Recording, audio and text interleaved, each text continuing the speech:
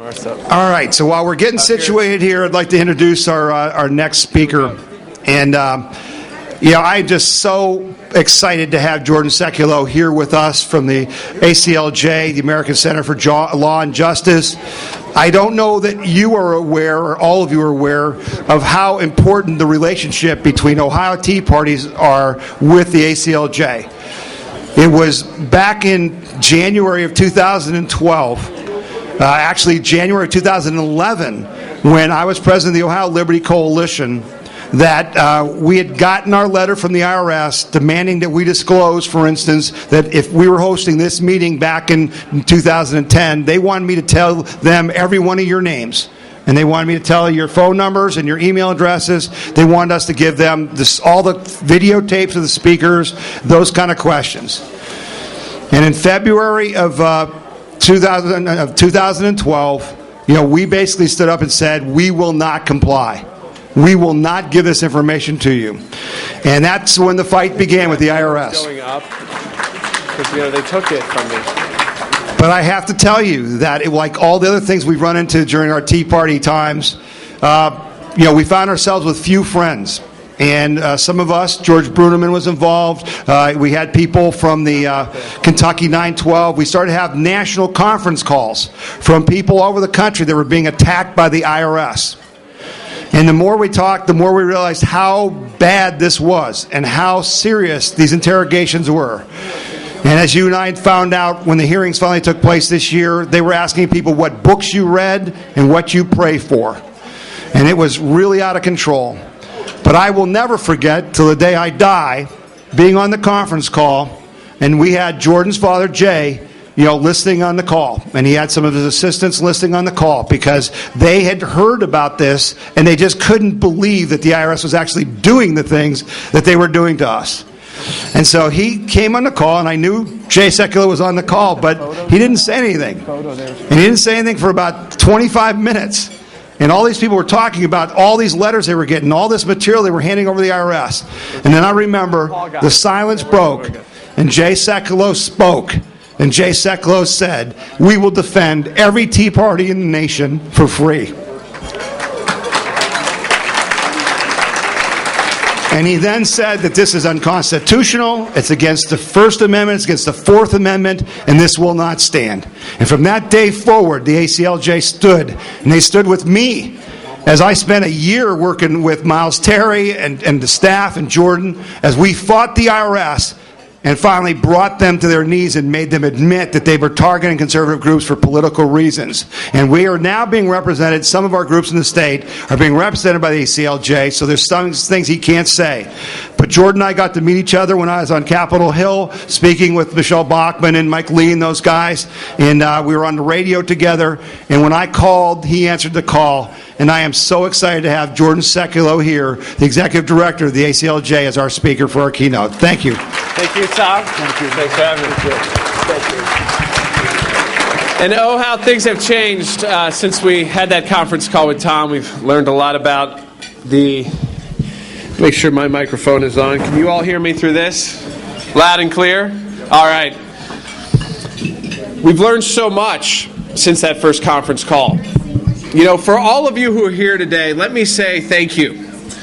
Because without all of you, without Tom Z organizing this event, a lot of things. In fact, a round of applause for Tom. And this is seriously. Because without Tom's around the country, we wouldn't have a lawsuit filed against the IRS. We would not have uncovered what the IRS was doing, not just to one group, but to hundreds of groups.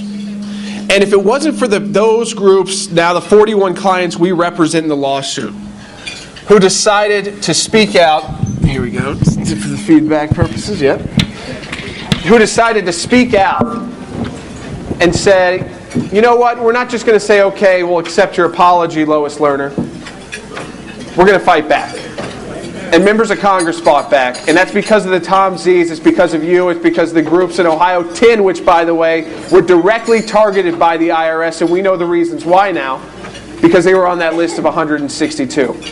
Before I begin my remarks today, though, I know Tom had mentioned to me that there was a prayer earlier, and it mentioned Pastor Saeed Abedini. an American pastor who is imprisoned in Iran. And I want to make sure if everybody can hear on the microphone still. Okay. This American pastor has spent over 52 weeks now, it's 368 days in prison, only because he's a Christian. And on Thursday, outside the White House, we participated in a vigil. There were 70 plus happening around the country in about 17 countries in the world. And we had some members of Congress write letters, and I have to thank them. Lindsey Graham wrote a letter for us, got that into the President of the United States. We've had Secretary of State John Kerry speak out. But the President had not yet spoken out for this imprisoned pastor. So we had a vigil. The vigil was organized by the imprisoned pastor's wife, not us. All we did was send out a couple of emails to people within a general radius that were on our email list about the different vigils. And Senator Ted Cruz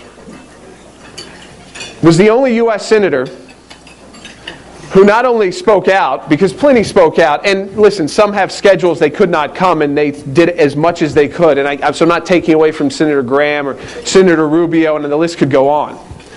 But if you see this photo, which has now appeared, I got it from our Israeli office, in the Israeli newspaper today, and we'll do a close-up in a second, but the man in the red tie there is Senator Ted Cruz, 2 days after speaking for 21 hours. Okay? Behind us is the White House. That is a prayer vigil on behalf of that imprisoned pastor. That is the White House. Having Ted Cruz there then led to 24 hours later, Fox News being able to confirm last night, and the reason why I'll be on a flight back in about an hour and a half from now, that the President, when he spoke to the President of Iran for the first time since the Islamic Revolution of 1979, first time leaders have spoken, that they did talk about nuclear and other issues, but the President of the United States, who has been silent on Saeed Abedini, asked directly the President of Iran to release Saeed and the other American that's in prison, the same prison, and locate that FBI agent. It takes people who can stand up for 21 hours. It takes Tom Z's. It takes the Portage County. It takes all the different groups which we'll go through. I know Shelby, is here today. But just to give you an update there on what it means when you just take a stand. There weren't thousands of us there. If you notice, there's probably more tourists in the background than there are of us. I think there's a closer photo as well. But I just want you to imagine, and Senator Cruz didn't plan on this. He didn't know how his schedule would be. Literally, I found out on my way over to the vigil. He knew he was going to send a letter or something that we could be read. But think about what that image showed to the world. The senator who was on TV for almost a day took the next day to pray in front of the White House. And then the following day, the President speaks out about Saeed for the first time. And for the first time, it's to the President of Iran, someone who could actually release him. So that's not the focus of today. But I do want to point out in this photo, my lovely wife to the right of me. Because I know Tom's wife is involved. I know there's many wives involved here. She wanted to be here today. Unfortunately, she couldn't make it because we had to make this such a quick trip. That's my wife, Anna. The Reverend who married us to the left of Senator Cruz, Rob Schenck, who's an activist on Capitol Hill, a couple doors down, has been involved in the pro-life movement since literally the beginning of the pro-life movement. And a Reverend from an AME church right behind our office, who's a Democrat and Obama supporter. And he said something funny because he knew once this photo was taken, it'd be around the world, and it literally is. That he'd rather be photographed in a bar and have his congregants see that than be praying with Ted Cruz the day after what he said about Obamacare. But the bigger picture is that there are some issues that we can unite on, even when D.C. is so divided. And even someone like Senator Cruz, who's in the middle of that fight, can join together in a prayer with a pastor who may disagree with him on everything else. But they can agree on one thing, basic human rights. And it takes your wife, as people are out there. It takes the support of your family. I couldn't do it without the support of my wife, Anna. I know Tom couldn't do this without his wife. I know that Senator Cruz couldn't have his 2 young daughters in the picture without his wife, who's working while she's taking care, and he's spending time in D.C., and we're all traveling all the time. I know my dad couldn't do it without my mom.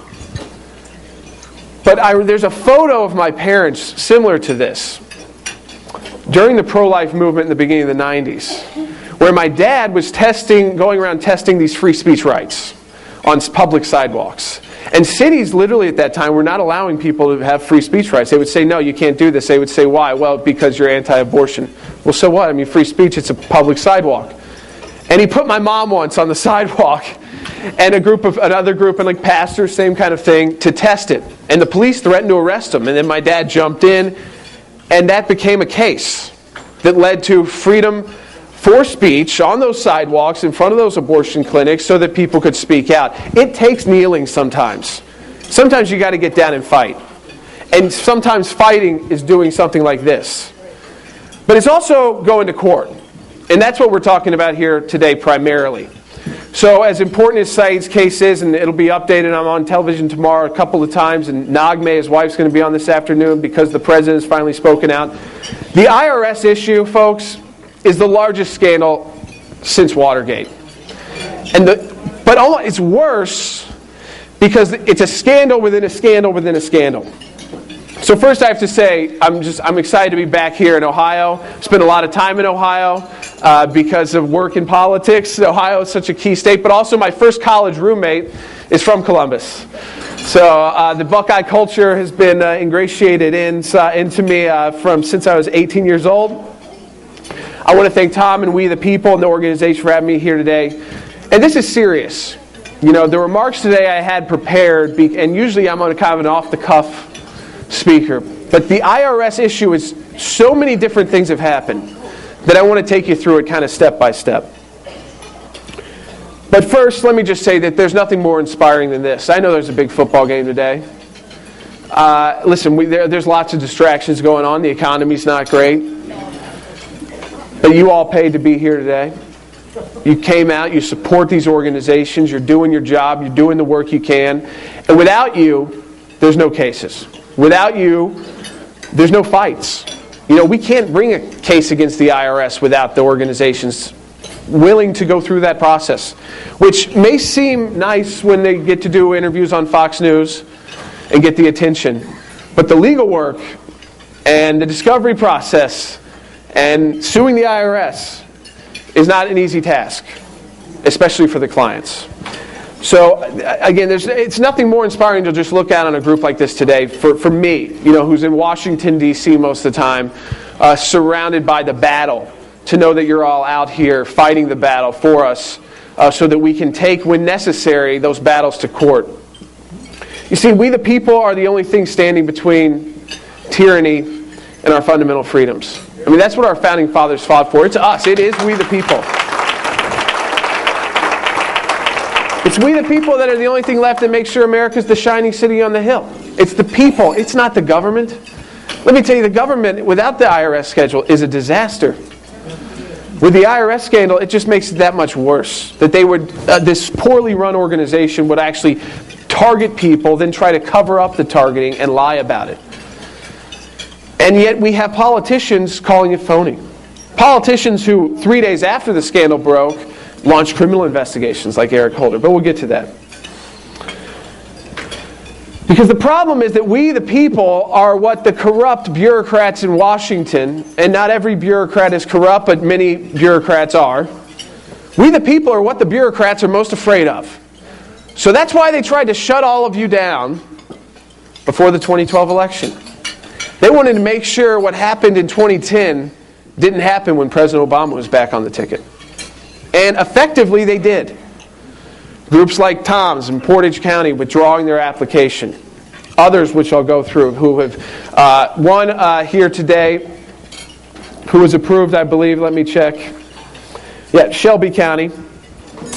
A day before the election, they got their approval letter from the IRS. A day before. Some who are still waiting. We have about half of our organizations still have not yet gotten a yes or no answer.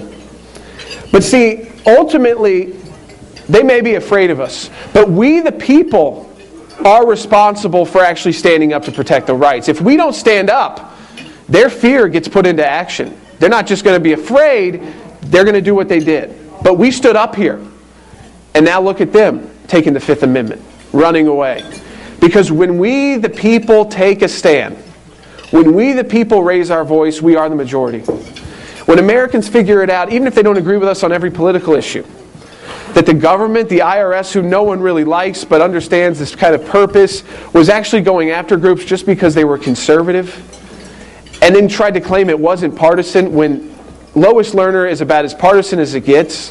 She started asking about the contents of people's prayers back in the 1990s, when she was the head of the enforcement division of the FEC. Remember the Christian Coalition? Remember when the Christian Coalition just kind of disappeared? Remember the Tea Party?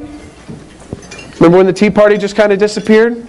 Guess who was at the head of the FEC when they came after a multi-year, hundreds of thousands of dollar lawsuit against the Christian Coalition? Who was the head of the enforcement division at the FEC in the 1990s who asked Oliver North, what did Pat Robertson pray about for you? And is it normal for Pat Robertson to pray? Lois Lerner. Where's Lois Lerner? So what did she do? Shut down the Christian Coalition. Let's make sure we keep them in court. By the way, after the case, who wins? Christian Coalition. But you know what? Ultimately, didn't matter. They were tied up in investigation. That's why they didn't say no to the applicants. There are some letters where they even have said in this list, we should do a denial. But they didn't want to do that because they know politically that would cause trouble. They didn't want to get a fight about that. So instead, they stalled. And for somehow we know some of the reasons why now, some of the Ohio groups, we can go through that. But I did want to remind people again, this is not something new in Washington, but it's something we've been through once before. So when we saw Lois Lerner being involved, and then you look at Holly Paz, who gave max out donations to the Obama campaign and Organizing for America in 2008, and then was hired from, she's a Penn Law grad. Okay, so these people can't claim stupidity, the Ivy League educated, that they didn't know what the laws were. Hired out of private practice by Lois Lerner to do this. I mean, she'd already done it once before. So we knew when we saw her name on these letters, and Holly Paz and these people were donating to the Obama campaign and friends with the Obama team and their husbands or their lawyers or their all these connections, it finally had come to fruition. Who was it out there that would order these audits? You know, audits wasn't something people used to talk about a lot. If you notice, we talk about the IRS. Usually you didn't want to tell your friends, oh, my organization's being audited. But we all started realizing, a lot of our big organizations, small organizations, we were all getting audited around the same time Lois Lerner and all these people started showing up at the IRS. Even under Republican presidents. Because the IRS isn't, like so many of these bureaucracies, they're instituting what they believe, right? What they want to do. But the president who claims, it's an independent agency. Except for the chief counsel of the IRS, Bill Wilkins. Bill Wilkins was appointed by the president, confirmed by the Senate, and then those Lois Lerner emails the chief counsel's mentioned. So the president came on TV and said, I don't have control, but we can reappoint people. Except Bill Wilkins is still there.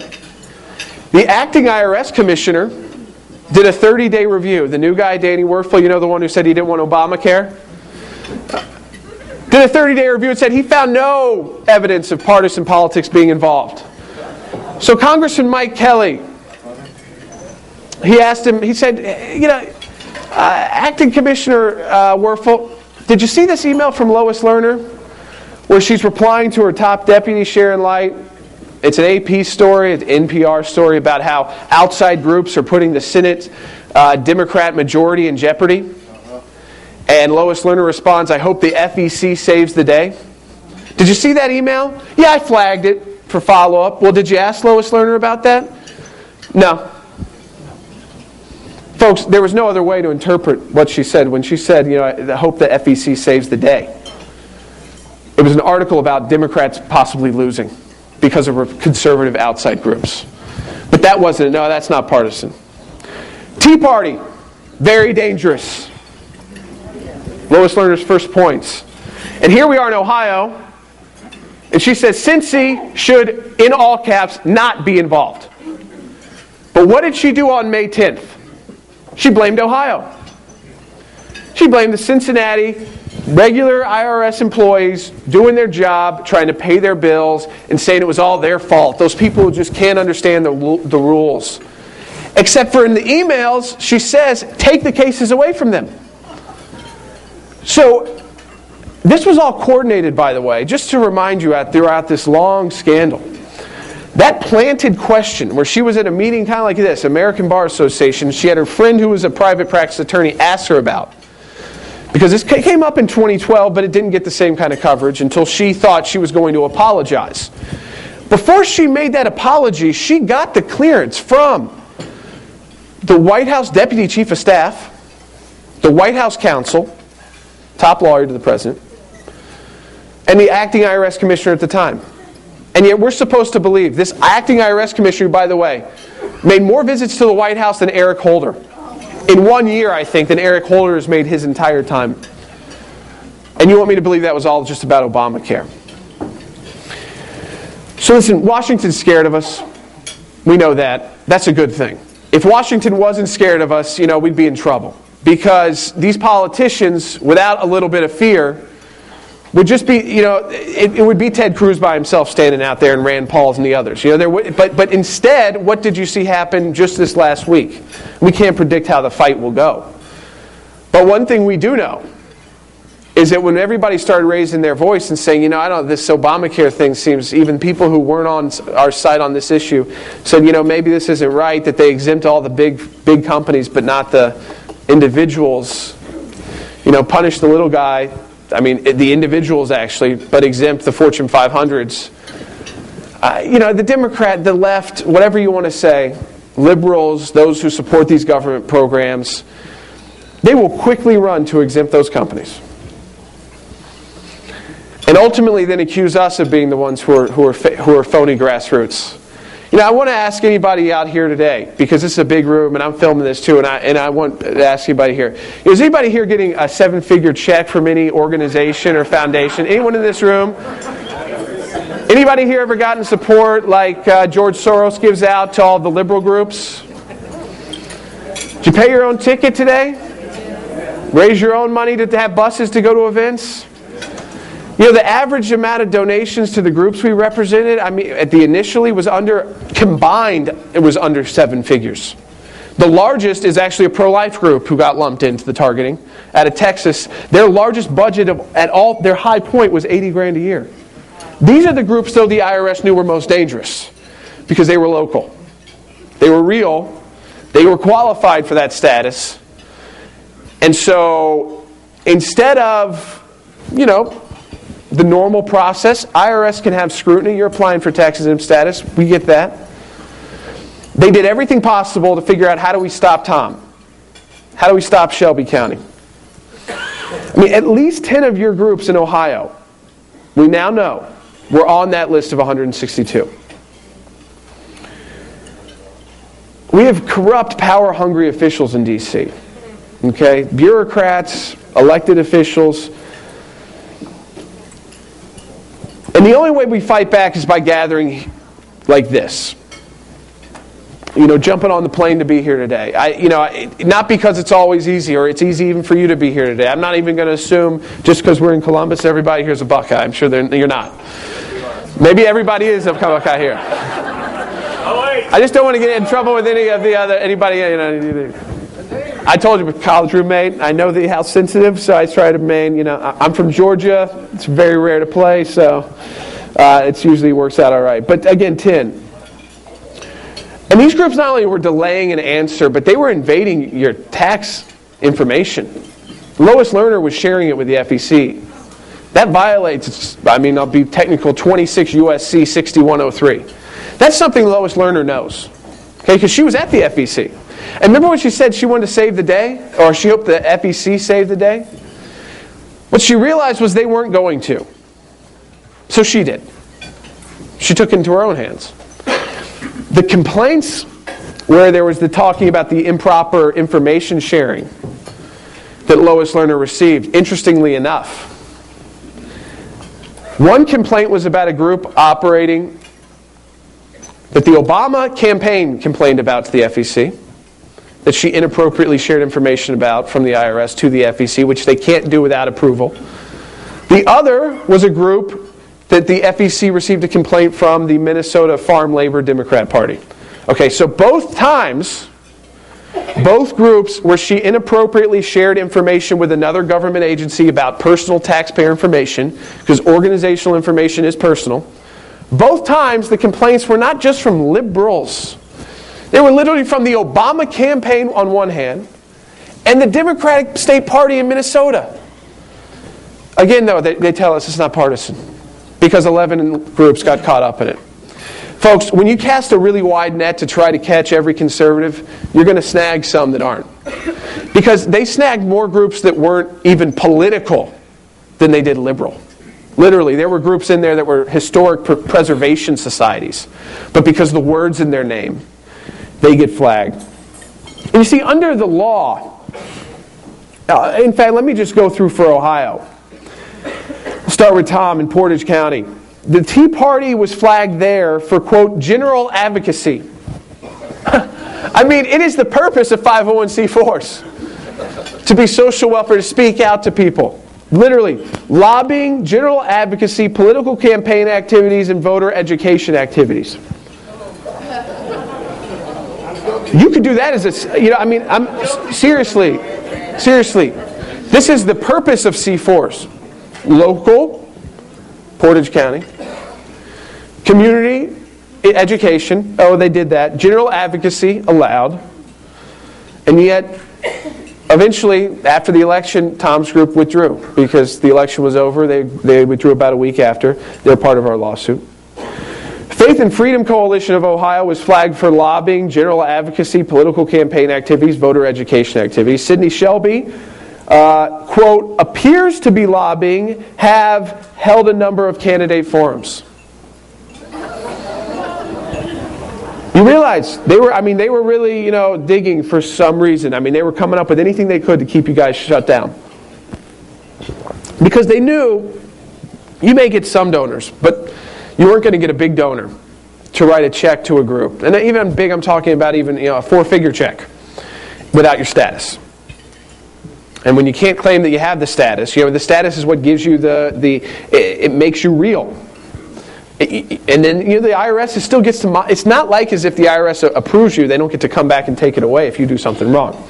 See, under federal law, the 501c4s can participate in political activity, and how it's been interpreted is basically 49.9%.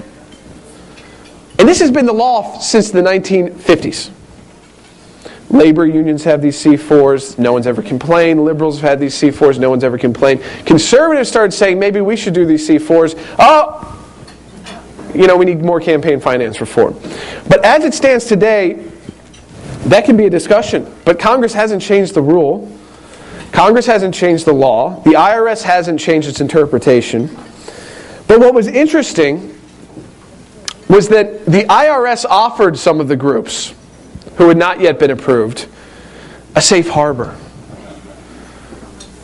We'll grant you status under a new standard, 40% political, 60% non-political. And by the way, you're signing perjury, guilty of law, and we can revoke your status. Do you realize the IRS's solution was to further limit the legal rights of groups whose constitutional rights were violated only on the basis of the fact of how long they had to wait for an answer? That right there is enough injury. This targeting makes it that much worse. That's the criminal part.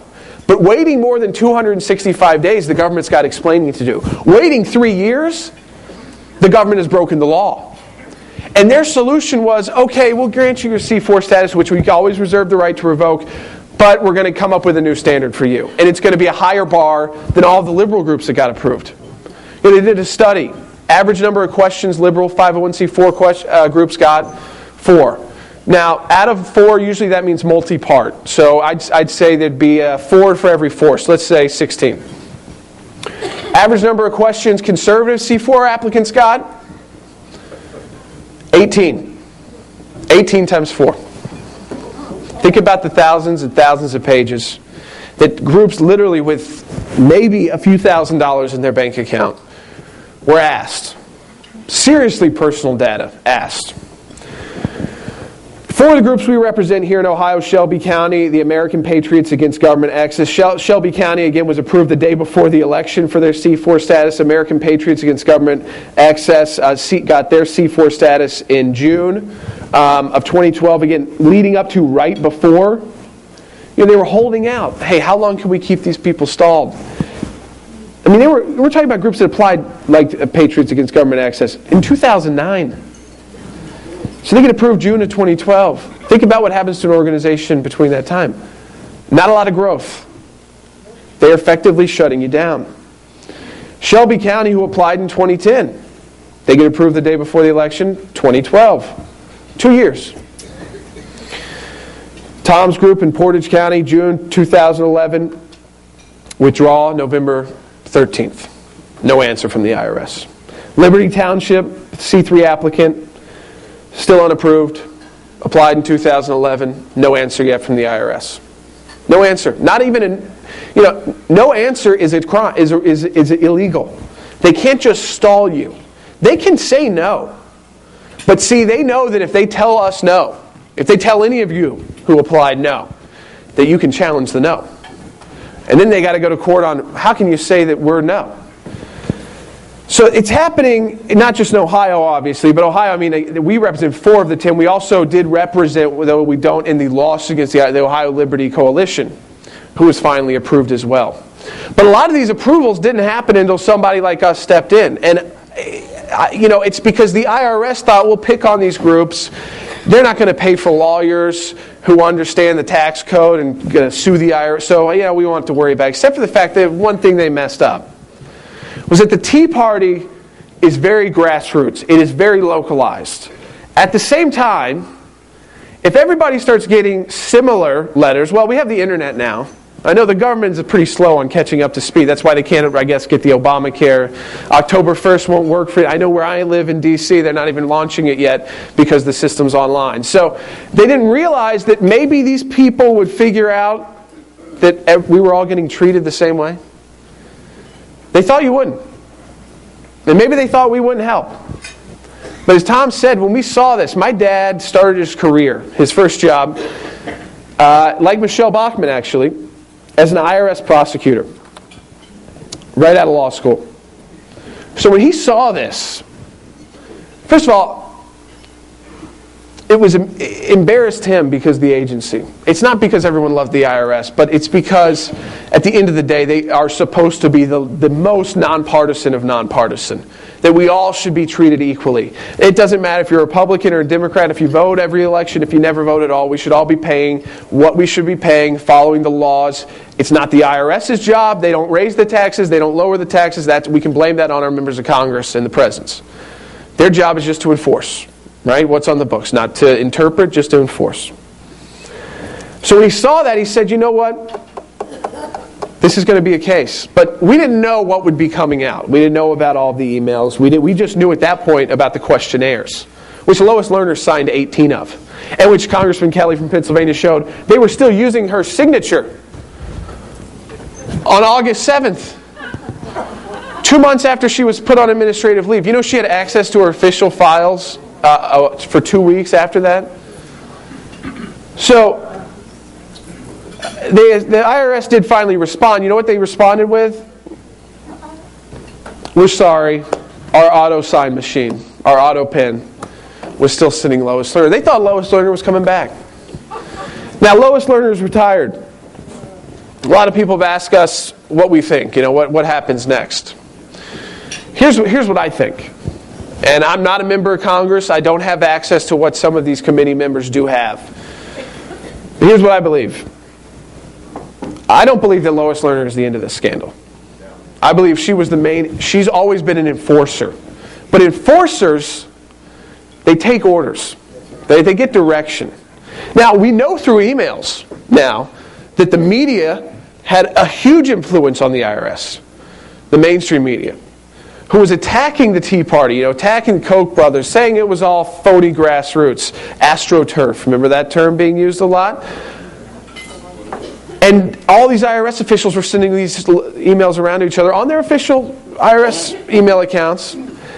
I remember right out of law school, and one of the first cable news appearances I did was on MSNBC. It was after the President's State of the Union, when he stared at the Supreme Court and attacked them about Citizens United and lied. And said, it opens the gates to foreign funding, which was still prohibited in the law and had nothing to do with the section about freedom of speech, which includes the right to freely give what you earn after you pay your taxes on that earning to whoever you want. We're a group who thinks the restrictions are still too much. But you don't think the IRS was listening? Well, in the same email that Lois Lerner said Tea Party is very dangerous, she explained why. When they first leaked that, we thought maybe there were people on the left saying maybe she just realized they had really mistreated all of us. They'd done something wrong. This is bad. This will make us look bad. We got to correct this. Nope. It was very dangerous because she said this could be the vehicle, these applicants, to take Citizens United and expand it to 501c4s. She had a political motive right there. This goes back to 2011, folks. This is not even close to the November 2012 election. We're talking a year before. Then the other further emails, but that is in the same sentence where she said no Cincinnati. Not, all caps. And yet she blames. And everyone, the whole administration, top lawyers knew she was going to do this. So here's the question. Lois Lerner now retires. Guess what she gets? Full government pension. So all of us today here are still paying for Lois Lerner to be sitting at home, doing nothing. She may not be able to have the access. Hopefully, she did send a lot to her personal email, so she was conducting government business that way as well, which is another legal issue. But people have asked, what should Congress do? Certainly, it's now clear why Lois Lerner took the fifth. It wasn't just because she blamed Cincinnati for something she really was doing, and it wasn't because these groups were just, unconstitutionally, politically targeted, and that was wrong. You don't go to, you may not go to jail for that. Maybe, maybe not. But you certainly take the fifth when you're as partisan as she was in those emails. You take the fifth when you share information that it clearly says in the law you go to jail if you do. You're subject to real civil lawsuits like ours, where the Supreme Court has said a government official who violates an individual's constitutional rights cannot hide behind their government status if they use that status to unconstitutionally attack someone. And folks, that is why we have filed this lawsuit. Not just against IRS or head of exempt organizations for IRS. But it's also filed against Lois herself.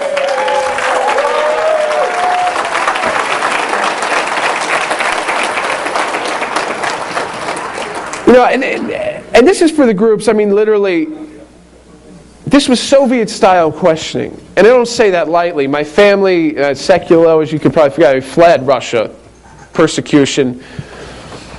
But this was to intimidate you.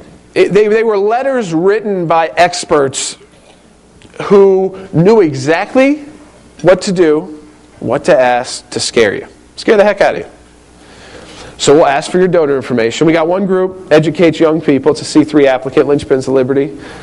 Like Tom Kevin, who's been on TV a little bit about that. And they asked him for a list of students. Minors. Kevin's a lawyer, but he's not a constitutional lawyer. He actually does a lot of work with bands and music. But he's realized right then, just sharing that information back to the IRS could be a legal problem for him. So these entrapment type questions, Soviet style. But because of all of you, because of the supporters we have, and because of the groups out there who I've named, the four that we represent in the Liberty Coalition as well, we've been able to start fighting back. And the claim by President Obama that it had nothing to do with him, I don't know if it. Well, I don't want to guarantee anything and being recorded. This will get. But we're in court. But as this proceeds, we'll see if Lois Lerner gets granted immunity. But guess what? Immunity doesn't give you. It doesn't make you free from civil lawsuit. So just because if they do decide that she's got enough fingers to point, and she's going to sing like a bird, which it may be worthwhile. I mean, if Stephanie Cutter was involved, as has been rumored, I'm not proving, I'm telling you, it's a rumor. The Obama campaign officials, where there were a lot of meetings. I mean, hundreds of times they were at the White House. Hundreds of times. IRS officials which should not be at the White House that much. I mean, that's just not their job. If she's going to talk like that and gets immunity, I want you to all know, though, that immunity does not mean that Tom's group, Shelby County, the Patriots Against Government Access, all of you, that will stop the civil lawsuit. It does not. So that's just immunity from criminal, going to jail, basically. Civil, you can't get civil immunity. But once she starts, in fact, it was interesting. When she took the fifth, in civil court, criminal court, that can't be used against you. Actually, in civil court, it is. It actually can be taken as an inference by a judge or jury, and we've asked for a jury trial, that the person is not talking because what we allege, the other side alleging, is true. So the Fifth Amendment only protects you, your right, from criminal, not civil prosecution, civil cases. So again, that statement alone, right there. But let me tell you what's happening now. We are in the process, and I know Tom, I think, has been informed about this, and those of you from the other groups that we represent here. Because of this targeting list, literally the enemy's list that we were told we were conspiracy theorists to think existed, and there it was. Yeah. Oh, you were advocates. You promoted things. You had forums. You did everything a C4 says they can do, but we're going to hold you. That enemies list has changed everything. I mean, one of the groups got flagged because Herman Cain was at one of their events. Literally. That's what it says. Herman Cain attended. Another group got flagged because of possible indirect anti-Obama rhetoric. Let me give you an example of potential indirect anti-Obama rhetoric. I disagree with Obamacare. That's all that would take. You realize that. That's it. That's indirect anti-Obama rhetoric. I'm pro-life is indirect Obamacare rhetoric. That's the link they went to. That's where they went just to stop you from doing this today.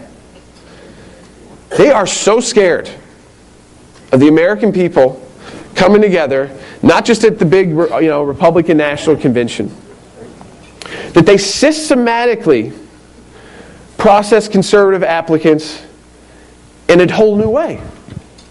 They come up with this whole new system. I mean, the IRS is not so creative usually. There's old forms, same thing, except for when it came to all the Tea Party. Brand new questionnaires with new questions never before used, because we were trying to deal with the influx of C4s. Did you look at the numbers?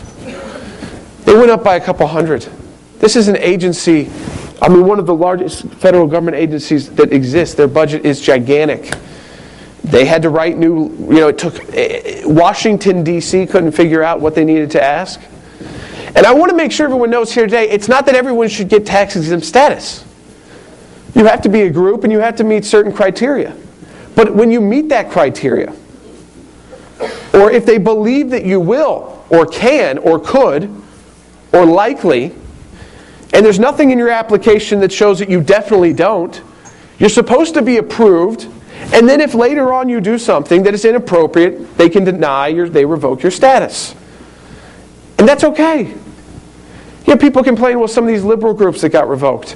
They were only training potential Democratic female candidates for office.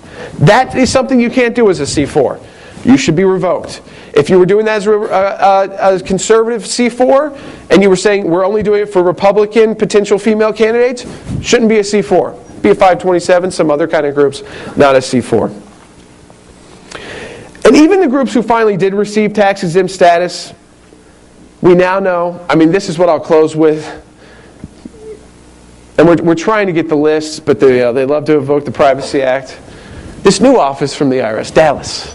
Now we got Dallas involved. Dallas is the investigations. It's the pre-audit office. The people who watch before the audit starts. We know the groups that got approved, at least 33, maybe more, were then sent by Lois Lerner to the investigations unit in Dallas to be monitored. That is the final step before being audited. And folks, that has just come to light in the last 2 weeks. So as I speak to you today, you know, it's tough to go through everything. It's tough to get to, and I don't know. By the time I get back tomorrow to Washington, or tonight to Washington, and we get back to Congress next week, everything could have changed again. But right now, we're actually in the process of filing a motion to amend our lawsuit. We got to amend once by right. We went from 25 to 41 clients. But there's the next motion we have to file, we have to ask for.